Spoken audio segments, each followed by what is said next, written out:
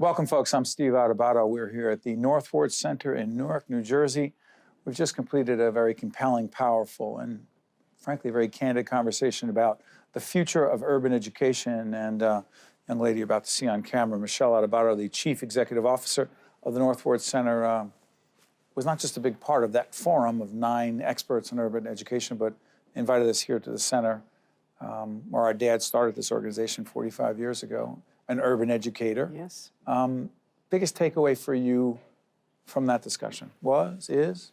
You know, I came into this knowing that there was a long road ahead. After the conversation that we had, although we continue to understand that Newark is nowhere near it needs to be in terms of education for everybody, that there's real hope. It's tangible. By the way, as we're doing this program, Newark is transitioning from state control, some say a takeover over the last 20 plus years, to local control. That matters because? It matters because, like every other town, Newark should have a right, Newark parents and families should have a right to be a part of their educational system.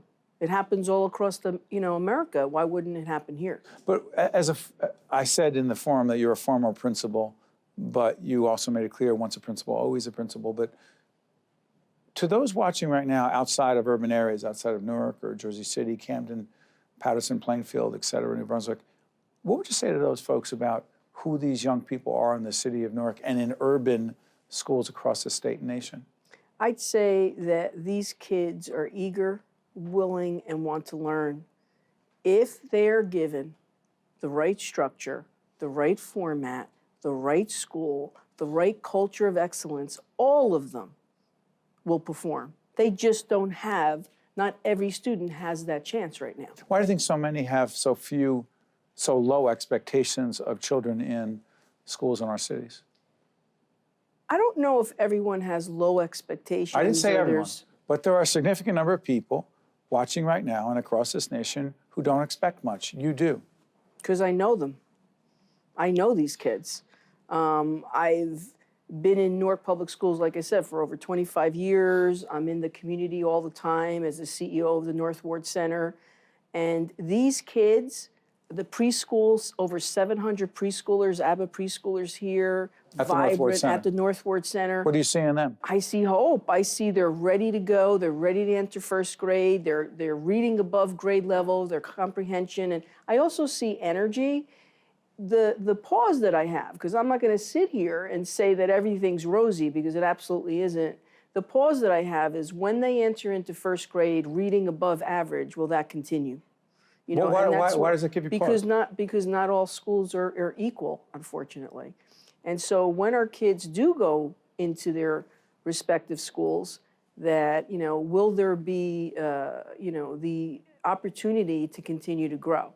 And in Newark, there are what we call pockets of excellence. We like to say pockets of excellence. What do you think? It's a euphemism for what? It's a euphemism for not all schools are doing well. And is it camouflaging some of the problems? Absolutely. Because I don't accept pockets of excellence.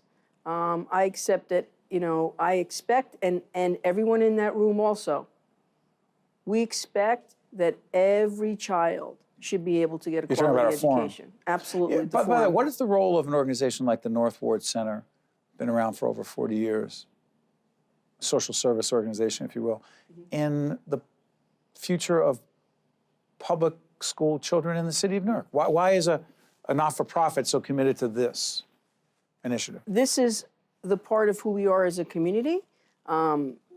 We can talk about funding and money. There's never enough money to go around. And of course, Newark as a whole needs more revenue. If the community-based organizations don't take their responsibility correctly and help Newark Public Schools, then we have no business being here in Newark. Help. Give us a couple of examples. Help, support, advocate. Newark, I go around to every school in this area. We sponsored Thanksgiving dinners. We have different events here. With Robert Treat Academy, we've worked. Robert Treat Academy is the charter school that was founded by our dad 20 years ago, if I'm not mistaken. The first charter school in New Jersey. By the way, let's talk about that, the discussion of charter schools.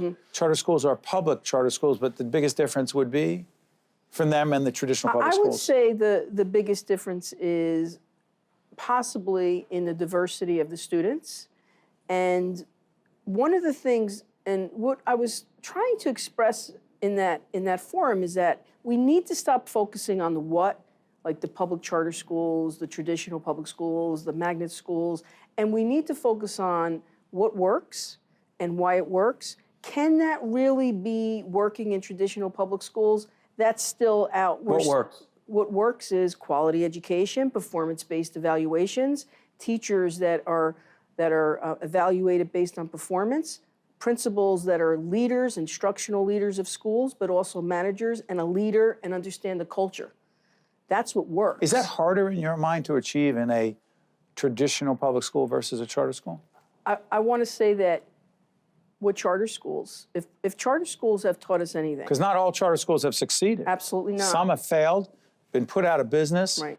and not done well for those kids. And some have done selective process in terms of, and I think that happened earlier in the idea of what a charter school was. I mean, like cherry picking kids? Absolutely. But now that's really, it's a misnomer, for lack of a better word. It's because in Newark right now, we do have universal enrollment.